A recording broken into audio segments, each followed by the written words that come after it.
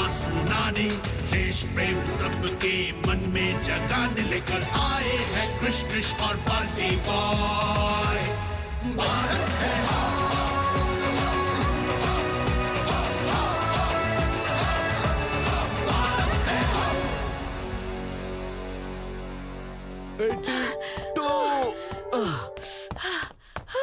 ಇವತ್ತು ಎಕ್ಸರ್ಸೈಸ್ ಸ್ವಲ್ಪ ಜಾಸ್ತಿನೇ ಮಾಡ್ಬೇಕು. ನಿನ್ನೆ ನಾನು ಗುಲಾಬ್ ಜಾಮೂನ್ ತಿಂದೇ ಇದ್ದಿದ್ರೆ ನನಗೆ ಇವತ್ತು ಇಷ್ಟೊಂದು ಕಷ್ಟ ಆಗ್ತಾ ಇರ್ಲಿಲ್ಲ. ಅಯ್ಯೋ, ಒಂದಿನ ಗುಲಾಬ್ ಜಾಮೂನ್ ತಿಂದ್ರೆ ವೇಟ್ ಏನ್ ಜಾಸ್ತಿ ಆಗಲ್ಲ ಕ್ರಿಶ್. ಹೌದಾ? ದಿನ ತಿನ್ನೋದ್ರಿಂದ ಜಾಸ್ತಿ ಆಗುತ್ತೆ. ಸರಿ, ವೆಯ್ಟ್ ಜಾಸ್ತಿ ಆದ್ರೆ ಏನಾಗುತ್ತೆ ಟ್ರೇಶ್? ನೋಡ್ತಾ ಇರು, ಮತ್ತೆ ಈ ಸರಿ ಜಂಗಲ್ ಒಲಿಂಪಿಕ್ಸ್ ನಲ್ಲಿ ನಾನ್ ಮೆಡಲ್ ಗೆಲ್ತೀನಿ. 88, 92. ಈ ಬಾಲ್ಟಿ ಬಾಯ್ ಇನ್ನ ಗೊರ್ಕೆ ಹೊಡಿತಿದ್ದಾನೆ. ನಾವ್ ಹೋಗಿ ಅವನನ್ನ ನಮ್ ಸ್ಟೈಲಲ್ಲಿ ಎದ್ದೇಳ್ಸೋಣ. ಮಮ್ಮಿ, ಜಂಗಲ್ ಒಲಿಂಪಿಕ್ಸ್ ಶುರುವಾಗೋದಕ್ಕೆ ಕೇವಲ ಒಂದೇ ವಾರ ಇದೆ. ಆದ್ರೆ ನೀನ್ ಮಾತ್ರ ಇಷ್ಟೊಂದು ನೆಮ್ಮದಿಯಾಗಿ ಹೇಗ್ ಮಲ್ಕೊಂಡಿದ್ಯಾ ಬಾಲ್ಟಿ ಬಾಯ್? ಮತ್ತೆ ನಿಂತರ ನನ್ಗೆ ಅಲ್ಲಿ ಜಂಗಲ್ ಒಲಿಂಪಿಕ್ಸ್ ಅಲ್ಲಿ ಜಾಗ ಕೊಡ್ತಾರೆ, ನಾನೇ ಪ್ರಾಕ್ಟೀಸ್ ಮಾಡ್ಬೇಕು? ಇದುವರೆಗೂ ನಮ್ಮ ವಂಶದಲ್ಲಿ ಯಾರು ಕೂಡ ಸ್ಪೋರ್ಟ್ಸ್ ಅಲ್ಲಿ ಭಾಗವಹಿಸಿಲ್ಲ. There is always a first time, Balti ಬಾಯ್. ನಿನ್ ಹಾಗೆ ಎಲ್ರು ಯೋಚನೆ ಮಾಡಿದ್ರೆ ಇವತ್ತು ನಮ್ ಭಾರತಕ್ಕೆ ಸ್ವಾತಂತ್ರ್ಯ ಸಿಗ್ತಿರ್ಲಿಲ್ಲ. ಮಂಗಲ್ ಪಾಂಡೆ ಮೊದಲನೇ ಗುಂಡನ್ನ ಹಾರಿಸ್ತಿರ್ಲಿಲ್ಲ. 1857ರ ಹೋರಾಟದ ಕಿಚ್ಚು ಶುರುನೂ ಆಗ್ತಿರ್ಲಿಲ್ಲ. ಮಂಗಲ್ ಪಾಂಡೆನ? ಹಾ, ಇಂಡಿಯಾದ ಫಸ್ಟ್ ವಾರ್ ಆಫ್ ಇಂಡಿಪೆಂಡೆನ್ಸ್ ನ ಫಸ್ಟ್ ಹೀರೋ. ಮತ್ ಹೇಳು ಆ ಕತೆ. ಹೇ ಸಂಸ್ಕೃತಿ, ಸ್ಟೋರಿ ಮೋಡ್ ಆನ್.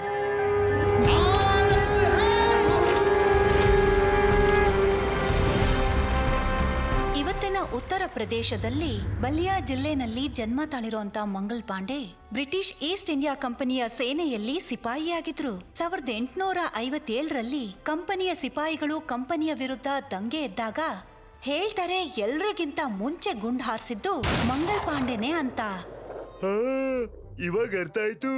1857 ಯುದ್ಧವನ್ನ ಬ್ರಿಟಿಷ್ ಅವರು ಸಿಪಾಯಿ ಮ್ಯೂಟಿನಿ ಅಂತ ಕರೀತಾ ಇದ್ರು. ಯಾಕೆಂದ್ರೆ ಅವ್ರದೇ ಗುಂಪಲ್ಲಿ ಅವರನ್ನ ಹೊರತುಪಡಿಸಿ ಭಾರತೀಯ ಸಿಪಾಯಿಗಳು ಬಂದೂಕನ್ನ ಎತ್ಕೊಂಡಿದ್ರು. ಆದ್ರೆ ಯಾಕೆ ಹೀಗಾಯ್ತು? ಇದನ್ನ ತಿಳ್ಕೊಳ್ಳೋದಕ್ಕೆ ನಾವು 19th ಸೆಂಚುರಿ ಅವಧಿಗೆ ಹೋಗೋಣ. ಅಂದ್ರೆ ಅದು ಇವತ್ತಿನ ಉತ್ತರ ಪ್ರದೇಶದಲ್ಲಿ. ಆಗ 21 ವರ್ಷದಲ್ಲೇ ಮಂಗಲ್ ಪಾಂಡೆ ಅವರಿಗೆ ಬ್ರಿಟಿಷರ ಫೌಜಿಯಲ್ಲಿ ಹೊಸದಾದ ಕೆಲಸ ಸಿಕ್ಕಿತ್ತು. ಆಮೇಲೆ ಬ್ರಿಟಿಷ್ ಆಫೀಸರ್ ಸ್ಯಾಂಟಸ್ ಪರೇಡ್ ಗ್ರೌಂಡ್ ಅಲ್ಲಿ ಬ್ರಿಟಿಷ್ ಈಸ್ಟ್ ಇಂಡಿಯಾ ಕಂಪನಿ ರಾಣಾವತ್ ಹತ್ರ ಅವ್ರ ಬೇಡಿಕೆನ ಇಡ್ತಿದ್ರು. New recruits, step forward. ನೀವಿವಾಗ ಬ್ರಿಟಿಷ್ ಈಸ್ಟ್ ಇಂಡಿಯಾ ಕಂಪನಿಯ ಸಿಪಾಯಿಗಳು, ಪ್ರಪಂಚದ ತುಂಬಾ ಶಕ್ತಿಶಾಲಿ ಉಳ್ಳಂತ ಸಿಪಾಯಿಗಳು. ಈ ಸೈನ್ಯದ ಹೆಸರನ್ನ ಕೇಳಿ ಕೇವಲ ಭಾರತದಲ್ಲಿ ಮಾತ್ರ ಅಲ್ಲ, ಇಡೀ ಪ್ರಪಂಚದ ರೂಲರ್ಗಳು ಹೆದರ್ಕೋತಾರೆ. ಕಂಪನಿ ನಿಮ್ಮ ಯೋಗಕ್ಷೇಮವನ್ನ ನೋಡ್ಕೊಳ್ಳುತ್ತೆ. ಬದ್ಲಿಗೆ ನೀವು ಕೇವಲ ಒಂದು ಕೆಲಸವನ್ನ ಮಾಡ್ಬೇಕಾಗತ್ತೆ, ನಿಯತ್ತಾಗಿರೋದು. ಹೀಗ್ ಹೇಳಿ ಸ್ಯಾಂಟಸ್ ಅಲ್ಲಿಂದ ಹೊರಟ್ಬಿಟ್ರು. ಅವರಲ್ಲಿಂದ ಹೊರಟೋದ್ಮೇಲೆ ಸಿಪಾಯಿಗಳು ಮಾತಾಡ್ಕೊಂತಿದ್ರು. ಅದು ಮಂಗಲ್ ಪಾಂಡೆ ಅವ್ರ ಕಿವಿಗ್ ಬಿತ್ತು. ಸ್ಯಾಂಟಸ್ ಕೊಟ್ಟಿದ್ ನಂಬಿಕೆ ಬಗ್ಗೆ ಬುದ್ಧಿಲಾಲ್ ಏನ್ ಹೇಳಿದ್ರು ಅಂದ್ರೆ, ನಿಯತ್ತಲ್ಲ ಗುಲಾಮಗಿರಿ ಅದು. ಯಾವ ಗುಲಾಮಗಿರಿ ಬಗ್ಗೆ ಮಾತಾಡ್ತಿದ್ಯಾ ಗೊತ್ತಿಲ್ಲ. ಪ್ರತಿ ತಿಂಗಳು ಕಂಪ್ನಿ ನಿಂಗೆ ಸಂಬಳ ಕೊಡುತ್ತೆ.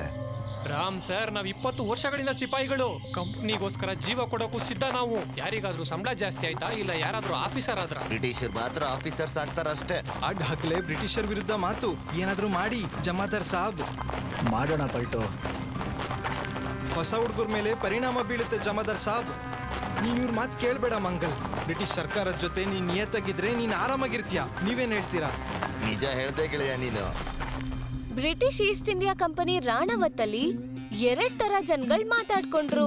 ಒಂದು ಕಂಪನಿಗ್ ವಿರುದ್ಧವಾಗಿ ಮಾತಾಡ್ಕೊಂಡ್ರು, ಇನ್ನೊಂದು ಕಂಪನಿಗ್ ಸಪೋರ್ಟಿವ್ ಆಗಿ ಮಾತಾಡಿದ್ರು. ಈ 2 ಮಾತುಗಳ ಮಧ್ಯೆ ಸಿಕ್ಕಾಕೊಂಡ್ರು ಮಂಗಲ್ ಪಾಂಡೆ. ಮೊದಲನೇ ಡ್ಯೂಟಿಗೆ ಹೋಗ್ತಿದ್ಯಾ ಮಂಗಲ್? ಹೇಗನ್ನಿಸ್ತಾ ಇದೆ? ಬಡವರಿಂದ ಜಮೀನ್ ಕಿತ್ಕೊಳಕ್ ಹೋಗ್ತಿದ್ದಾನೆ. ಮಜಾ ಬರ್ತಿರ್ಬೋದು. ನಾನ್ ಕೇಳ್ಪಟ್ಟೆ ಕಂದಾಯವನ್ನ ಒಬ್ಬ ರೈತ ಕಟ್ಟಿಲ್ವಂತೆ. ಅದಕ್ಕೆ ನಾವು ಊರವ್ರದೆಲ್ಲ ಜಮೀನನ್ನ ಯಾಕೆ ಜಪ್ತಿ ಮಾಡ್ತಿದೀವಿ? ಮಹಲ್ವಾರಿ ಕಾನೂನು ಪ್ರಕಾರ ಎಲ್ರು ಸುಂಕ ಕಟ್ಬೇಕು, ಇಲ್ಲ ಅಂದ್ರೆ ಜಮೀನ್ ಕೊಡ್ಬೇಕು. ಏನಪ್ಪ ಬ್ರಿಟಿಷರ್ ಕಾನೂನು? ಊರಿಗೆ ಹೋಗಿದ ತಕ್ಷಣ ಬ್ರಿಟಿಷ್ ರಾಣ ಗ್ರಾಮದ ಜನಗಳನ್ನೆಲ್ಲನ ಜಪ್ತಿ ಮಾಡೋದಕ್ಕೆ ಶುರು ಮಾಡಿದ್ರು. ಸರ್ಕಾರ ನಮ್ಮ ಜಮೀನನ್ನ ವಶ ಪಡಿಸ್ಕೊಳ್ಬೇಡಿ. ಯಾರಾದ್ರೂ ಮುಂದೆ ಬಂದ್ರೆ ಅವ್ರನ್ನ ಸುಟ್ಟಾಕ್ತೀನಿ ಅಂತ ಹೇಳಿ ಬ್ರಿಟಿಷ್ ಆಫೀಸರ್ ಸಾಂಟಾಸ್ ಆದೇಶ ಕೊಟ್ರು. ಮಂಗಲ್ ಪಾಂಡೆನು ಅವ್ರಿಗೆ ವಿರುದ್ಧವಾಗಿ ಬಂದೂಕಿಂದ ಸುಡಕ್ ಶುರು ಮಾಡಿದ್ರು. ಸಿಪಾಯಿಗಳೇ, ಇಂಥ ಒಂದ್ ಪರಿಸ್ಥಿತಿಲಿ ಅವತ್ತೊಂದಿನ ಸಂದೇಶ ಬಂತು. 34 ಬೆಟಾಲಿಯನ್ ನಿಮ್ಮನ್ನೆಲ್ಲ ಬ್ಯಾರಕ್ಪುರ್ಗೆ ಟ್ರಾನ್ಸ್ಫರ್ ಮಾಡಲಾಗಿದೆ.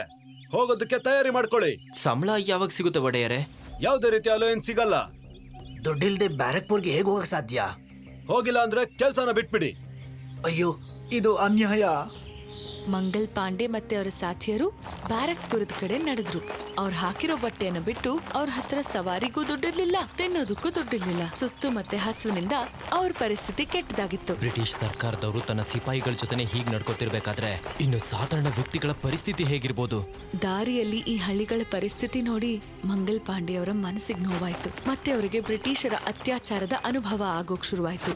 ಬ್ರಿಟಿಷರಿಗೆ ದುಡ್ಡನ್ನ ಕೊಡೋದಕ್ಕೆ ರೈತರು ಭತ್ತವನ್ನ ಬಿಟ್ಟು ಕಬ್ಬನ್ನ ಬೆಳೆಯೋದಕ್ಕೆ ಶುರು ಮಾಡಿದ್ರು. ಎಲ್ಲೆಲ್ಲೂ ಬಡತನ ಮತ್ತೆ ಹಸಿವು ದಾಹ ಹರಡಿತ್ತು. ಇದನ್ ನೋಡಿದ್ ಮಂಗಲ್ ಪಾಂಡೆ ಅವ್ರ ಎದೆಯಲ್ಲಿ ಮತ್ತೆ ಮನ್ಸಲ್ಲಿ ಆಳವಾದ ಯೋಚನೆ ಶುರುವಾಯ್ತು. ನಾನ್ ಯಾಕೆ ಬ್ರಿಟಿಷರಿಗೋಸ್ಕರ ಕೆಲಸ ಮಾಡ್ತಾ ಇದ್ದೀನಿ? ಅವ್ರಿಗೆ ಕೇವಲ ಬಡವರ ರಕ್ತವನ್ನ ಹೀರೋದು ಮಾತ್ರ ಗೊತ್ತಿದೆ. ನಾನ್ ಯಾಕೆ ಈ ಪಾಪಕ್ಕೆ ಒಳಗಾಗ್ಬೇಕು? ನಾನೇ ಒಬ್ಬ ಹಿಂದೂಸ್ತಾನಿಯಾಗಿ ಇನ್ನೊಬ್ಬ ಹಿಂದೂಸ್ತಾನನ ಮೇಲೆ ಗುಂಡನ್ನ ಯಾಕೆ ಹಾರಿಸ್ಬೇಕು? ಇವರು ಕೆಲಸದ ಹೆಸರಲ್ಲಿ ನಮ್ಮ ಮೇಲೆ ಶೋಷಣೆಯನ್ನ ಮಾಡ್ತಾ ಇದ್ರೆ ನಾವು ಆದಷ್ಟು ಬೇಗ ಏನಾದ್ರೂ ಮಾಡ್ಬೇಕು.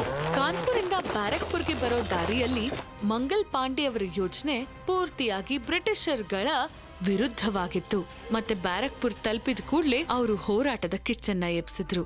ಅವರಿಗೆ ಬ್ರಿಟಿಷರ ಸರ್ಕಾರದ ಕಡು ವಿರೋಧಿ ಗುಂಪೊಂದಿರೋದ್ರ ಬಗ್ಗೆ ಗೊತ್ತಾಯ್ತು.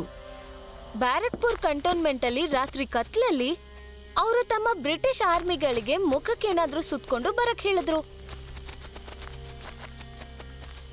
ಆದ್ರೆ ಬ್ರಿಟಿಷ್ ಅವರ ಒಬ್ಬ ನಂಬಿಕಸ್ಥ ಸೈನಿಕ ರಾಮ್ ಸಾಹೆ ಅವ್ರು ಮಾಡ್ತಿರೋ ಕೆಲ್ಸಗಳನ್ನ ಕಂಡು ಹಿಡಿದು ಅವ್ರು ಏನ್ ಮಾಡ್ತಿದ್ದಾರೆ ಅಂತ ತಿಳ್ಕೊಂಡ್ರು. ಬಹದ್ದೂರ್ ಸಿಂಗ್, ಇಲ್ಲ ನಮ್ಮನ್ನೆಲ್ಲ ಯಾಕೆ ಕರ್ಸಿದ್ಯಾ ಮಂಗಲ್? ಹೊಸ ಕಾರ್ಟೂಸ್ ಬಗ್ಗೆ ಕೇಳ್ಪಟ್ಯಾ? ಹಸು ಹಾಗೂ ಹಂದಿಯ ಚರ್ಮದಿಂದ ಮಾಡಿದ್ದಾರೆ. ಕಾರ್ಟೂಸ್ ಅನ್ನ ನಾವು ಹಲ್ಲಿನಿಂದ ಕಚ್ಚಿ ತೆಗಿಬೇಕು. ಕಂಪನಿಯವರು ಬೇಕು ಅಂತಾನೆ ನಮ್ಮ ಧರ್ಮದ ಜೊತೆಗೆ ಆಟ ಆಡ್ತಾ ಇದ್ದಾರೆ. ಕಂಪನಿ ನಮ್ಮ ಸ್ವಾಭಿಮಾನ ಜೊತೆ ಆಟ ಆಡ್ತಾ ಇದೆ. ಇಂಥವರಿಗೆ ನಾವು ಕೆಲಸ ಮಾಡೋದಕ್ಕಿಂತ ಸಾಯೋದೇ ಒಳ್ಳೇದು. ನಾವು ಸಾಯೋದಿಲ್ಲ, ಯುದ್ಧ ಮಾಡ್ತೀವಿ. ಅವ್ರ ಅಹಂಕಾರನ ನಾವು ಮುರಿತೀವಿ. ಹಾಗಾದ್ರೆ ಎರಡನ್ನು ಸುಟ್ಟು ಬೂದಿ ಮಾಡೋಣ. ಅವರ ಅಹಂಕಾರವನ್ನ ಹಾಗೂ ಅವರ ದುಡ್ಡನ್ನ ಕೂಡ. ತಕ್ಸಾಲನ್ನ ಸುಟ್ಟು ಹಾಕೋದಕ್ಕೆ ನನ್ನ ಜೊತೆಗೆ ಯಾರು ಬರ್ತಾ ಇದ್ದೀರಾ? ಎಲ್ರು ಕೈ ಎತ್ತಿ ಸರಿ ಅಂತ ಹೇಳಿದ್ರು. ಇದು ನಮ್ಮ ಧೈರ್ಯ. ಆಗ ಬುದ್ಧಿಲಾಲ್ ಅವ್ರ ಮುಸ್ಕು ಕಳ್ಚ್ಕೊಂಡು ಕೆಳಗ್ ಬಿತ್ತು. ರಾಮ್ ಸಾಹೆ ಅವ್ರ ಬಗ್ಗೆನೂ ತಿಳ್ಕೊಂಡ್ರು. ಬುದ್ಧಿಲಾಲ್ ಕೂಡನಾ? ರಾಮ್ ಸಹಾಯ್ ಹೇಳಿದ್ರಿಂದ ಬಹದ್ದೂರ್ ಸಿಂಗ್ ಮತ್ತೆ ಬುದ್ಧಿಲಾಲನ್ನ ಅರೆಸ್ಟ್ ಮಾಡಿದ್ರು. ಮಂಗಲ್ ಪಾಂಡೆ ಅವ್ರ ಕೈದಿ ಆಗಿರೋದನ್ನ ತಡಿಯಕ್ ನೋಡಿದ್ರು. ನಿಲ್ಲು ಮಂಗಲ್, ನಾವು ಬರೀ ಸಿಪಾಯಿಗಳಷ್ಟೇ, ನಾವೇನು ಮಾಡಕ್ಕಾಗಲ್ಲ. ಅವತ್ತು ಮಂಗಲ್ ಪಾಂಡೆ ಕೈಲಿ ಏನು ಮಾಡಕ್ಕಾಗ್ಲಿಲ್ಲ. ಅದಾದ್ಮೇಲೆ ಬೆಹರಂಪುರಿಂದ ಒಂದ್ ಸಂದೇಶ ಬಂತು. ಬೈರಂಪುರದಿಂದ ದೊಡ್ಡ ಸುದ್ದಿ ಬಂದಿದೆ. 23ನೇ ಬೆಟಾಲಿಯನ್ನು ಆ ಕೊಬ್ಬಿರೋ ಬಂದೂಕ್ನ ಮುಟ್ಟೋಕೆ ಒಪ್ತಾ ಇಲ್ವಂತೆ. ಇದಪ್ಪ ಮಾತಂದ್ರೆ ಇದಕ್ಕೆ ಹೇಳ್ತಾರೆ ಧೈರ್ಯ. ನಾಳೆ ನಾವು ತಿರಸ್ಕರಿಸೋಣ. ಬೆಟಾಲಿಯನ್ ಅವರೆಲ್ಲ ಒಂದೇ ಸಲಕ್ಕೆ ದಂಗೆ ಎದ್ರೆ ಕಂಪನಿಗಳು ಕಾರ್ಟೂಸ್ ಅನ್ನ ಬದಲಾಯಿಸಬೇಕಾಗುತ್ತೆ. ಆದರೆ ಕಂಪನಿಯವರು ಪೂರ್ತಿ ಬೆಟಾಲಿಯನ್ನ ಕೆಲಸದಿಂದ ತೆಗೆದಾಕಿದ್ದಾರೆ. ಬುದ್ಧಿಲಾಲ್ ಹಾಗೂ ಬಹದ್ದೂರ್ ಲಾಲ್ ತನ್ನ ಪ್ರಾಣವನ್ನ ಒತ್ತೆ ಇಟ್ಟಿದ್ದಾರೆ. ಅಂತದ್ರಲ್ಲಿ ನಾವು ನಮ್ಮ ಕೆಲಸದ ಬಗ್ಗೆ ಯೋಚನೆ ಮಾಡ್ಬೇಕಾ? ಇಂಥ ಕೆಲಸದ ಮೇಲೆ ಧಿಕ್ಕಾರವಿರಲಿ. ಬ್ರಿಟಿಷರನ್ನ ಇವತ್ತು ನಾವು ತಡಿಲಿಲ್ಲ ಅಂದ್ರೆ ಅವರು ನಮ್ ಜೊತೆಗೆ ಹೇಗೆ ವರ್ತಿಸ್ತಾರೆ ಅಂದ್ರೆ ನಾವು ತಲೆ ಎತ್ತಲು ಸಾಧ್ಯವಾಗುವುದಿಲ್ಲ. ಇವರಿಗೆ ಶಿಕ್ಷೆ ಕೊಡುವ ಸಮಯ ಇವಾಗ ಬಂದಿದೆ. ಅದಾದ್ಮೇಲೆ ಮತ್ತೆ ಮಂಗಲ್ ಪಾಂಡೆ ಕಿಲ್ಲರ್ ಚಿನ್ನ ಆರಂಭ ಮಾಡಿದ್ರು. ಎಲ್ಲರೂ ಹೊರಗ್ ಬನ್ನಿ, ನಾನ್ ಹೇಳ್ದೆ ಹೊರಗ್ ಬನ್ನಿ. ಮಂಗಲ್, ಏನ್ ಮಾಡ್ತಾ ಇದೀಯಾ ನೀನು? ನನ್ನ ಕರ್ತವ್ಯವನ್ನ ಪಾಲಿಸ್ತಿದ್ದೀನಿ. ಸಿಪಾಯಿ ಆಗೋಕ್ಕೂ ಮೊದಲು ನಾವು ಕಿಸಾನ್ರಾಗಿದ್ವಿ. ಇವಾಗ ನಮ್ಮ ಜಮೀನಲ್ಲಿದೆ. ಲೂಟಿಕೋರರ ಸರ್ಕಾರದ ಜೇಬಲ್ಲಿ. ಕಂದಾಯದ ಹೆಸರು ಹೇಳಿ ಊರಿಗೂರೇ ಲೂಟಿ ಮಾಡಿದ್ದಾರೆ. 4 ದಿಕ್ಕಿನಲ್ಲೂ ಬೆಂಕಿಯ ಕಿಡಿ ಉರಿತಾ ಇದೆ. ಆದರೂ ಇವರ ಹೊಟ್ಟೆ ತುಂಬಿಲ್ಲ. ಇವಾಗ ಇವರು ನಮ್ಮ ಧರ್ಮದ ಮೇಲೆ ಆಕ್ರಮಣ ಮಾಡಲು ಬರ್ತಿದ್ದಾರೆ. ನಮ್ಮ ಸ್ವಾಭಿಮಾನವನ್ನ ಮಣ್ಣು ಪಾಲು ಮಾಡಲು ಬಯಸ್ತಿದ್ದಾರೆ. ಚರ್ಬಿ ಇರುವ ಕಾರ್ಟೂಸನ್ನ ಯಾರು ಅಗೆಯಲು ಬಯಸ್ತೀರಾ? ನನಗೆ ಸಾಥ್ ಕೊಡಿ. ಇವತ್ತು ನಾವು ಮಾತನಾಡಲಿಲ್ಲವೆಂದರೆ ನಮ್ಮ ಪೀಳಿಗೆಗಳು ಗುಲಾಮರಾಗಬೇಕಾಗುತ್ತದೆ. ಇವರಿಗೆ ಭಯ ಪಡುವುದನ್ನು ನಿಲ್ಲಿಸಿ ಹಾಗೂ ಬಂದೂಕನ್ನ ಎತ್ತಿ. ಮಂಗಲ್, ಆಫೀಸರ್ ಬರ್ತಿದ್ದಾರೆ, ವಾಪಸ್ ಬಾ. ಸಿಪಾಯಿಗಳೇ, get back inside. British officer ಅವರ ಆರ್ಡರ್ ಕೇಳಿದ ತಕ್ಷಣ ಮಂಗಲ್ ಪಾಂಡೆಗೆ ಕೋಪ ಬಂತು. ಆಮೇಲೆ ಅವರು ಆಫೀಸರ್ನ ಗನ್ನಿಂದ ಶೂಟ್ ಮಾಡಿದ್ರು. ಮಂಗಲ್, ಬೇಡ. ಜಮಾದಾರ್, ತಡಿ ಅವನನ್ನ. ಸಿಪಾಯಿಗಳೇ, ಬಂಧಿಸಿ ಅವರನ್ನ. ಬ್ರಿಟಿಷ್ ಆಫೀಸರ್ ಅವರ ಆರ್ಡರ್ ಕೇಳಿದ ತಕ್ಷಣ ಕೆಲವು ಸೈನಿಕರು ಮುಂದೆ ಹೆಜ್ಜೆ ಇಟ್ರು. ಆದ್ರೆ ಅವರ ಜಮಾದಾರ್ ಈಶ್ವರಿ ಅವ್ರನ್ನ ತಡೆದ್ಬಿಟ್ರು. ಆದ್ರೆ ಆಂಗ್ಲ ಅವರ ವಿಶ್ವಾಸಿ ಪಲ್ಟು ಜಮಾರ್ದಾರ್ ಹೇಳಿದ್ದನ್ನ ಕೇಳಲಿಲ್ಲ. ಮಂಗಲ್ ಪಾಂಡೆಯನ್ನ ಹಿಂದೆಯಿಂದ ಬಂದು ಹಿಡಿದ್ರು. ಬ್ರಿಟಿಷರ ಗುಲಾಮ, ಬಿಡು ನನ್ನನ್ನ. ಬ್ರಿಟಿಷರಿಗೆ ಬಂದಿ ಆಗೋದಕ್ಕಿಂತ ನಾನೇ ಸತ್ತೋಗ್ತೀನಿ. ನನ್ನ ಸಾವನ್ನ ವ್ಯರ್ಥವಾಗಲು ಬಿಡಬೇಡಿ ಸ್ನೇಹಿತರೆ. ಹೀಗ್ ಹೇಳ್ಬಿಟ್ಟು ಮಂಗಲ್ ಪಾಂಡೆ ಬಂದೂಕ್ ತಗೊಂಡು ತನಗ್ ತಾನೇ ಸುಟ್ಕೊಂಡ್ಬಿಟ್ರು. ಮಂಗಲ್ ಬೇಡ, ಶೂಟ್ ಮಾಡ್ಕೊಳ್ಬೇಡ, ಬೇಡ. ಆದ್ರೆ ಅಷ್ಟ್ರಲ್ಲಿ ತುಂಬಾ ಹೊತ್ತಾಗಿತ್ತು. ಮಂಗಲ್ ಪಾಂಡೆ ಸುಟ್ಕೊಂಡ್ಬಿಟ್ರು. ಆ ಗುಂಡು ಮಂಗಲ್ ಪಾಂಡೆನ ಸಾಯಿಸ್ಲಿಲ್ಲ, ಮತ್ತವನು ಉಳ್ಕೊಂಡ. ಮಂಗಲ್ ಪಾಂಡೆ ಮೇಲೆ ಕೇಸ್ನ ನಡೆಸ್ತಾರೆ. ಕಂಪನಿ ಸರ್ಕಾರದ ಅನೇಕ ಅತ್ಯಾಚಾರಗಳ ನಂತರನೂ ಮಂಗಲ್ ಪಾಂಡೆ ತನ್ನ ಉಳಿದ ಜೊತೆಗಾರರ ಹೆಸರನ್ನ ಹೇಳಲಿಲ್ಲ. ಮತ್ತೆ ಮಂಗಲ್ ಪಾಂಡೆನ 8 ಏಪ್ರಿಲ್ 1857ರಲ್ಲಿ ದಂಗೆಗೋಸ್ಕರ ನೇಣಿಗೇರಿಸ್ಬಿಡ್ತಾರೆ. ಮಂಗಲ್ ಪಾಂಡೆ ಹಚ್ಚಿದಂತ ಹೋರಾಟದ ಕಿಡಿ ಇಡೀ ಉತ್ತರ ಭಾರತದಲ್ಲೇ ಬೆಂಕಿಯ ತರ ಹರಡ್ಕೊಳ್ತು. ಮತ್ತೆ ಈ ಹೋರಾಟವನ್ನ ನಾವು ಇವತ್ತಿಗೂ India's first war of independence ಹೆಸರಿನಲ್ಲಿ ಸೆಲೆಬ್ರೇಟ್ ಮಾಡ್ತೀವಿ. ಅರೆ, ಇದಕ್ಕಿದ್ದ ಹಾಗೆ ನಿನಗೇನಾಯ್ತು ಬಲ್ಟಿ ಬಾಯ್? ಯಾಕೆ ಹೀಗ್ ಜಾಗಿಂಗ್ ಮಾಡಕ್ ಶುರು ಮಾಡ್ದೆ ನೀನು? ನಾನು ಕೂಡ ಜಂಗಲ್ ಒಲಿಂಪಿಕ್ಸ್ ಅಲ್ಲಿ ಪಾರ್ಟಿಸಿಪೇಟ್ ಮಾಡ್ತೀನಿ. ನಾನು ನನ್ನ ವಂಶದ ಮಂಗಲ್ ಪಾಂಡೆ ಆಗ್ತೀನಿ. ಹೌದಾ? ಇದಪ್ಪ ಮಾತು ಅಂದ್ರೆ. ಭಾರತ್ ಹೈ ಹಮ್.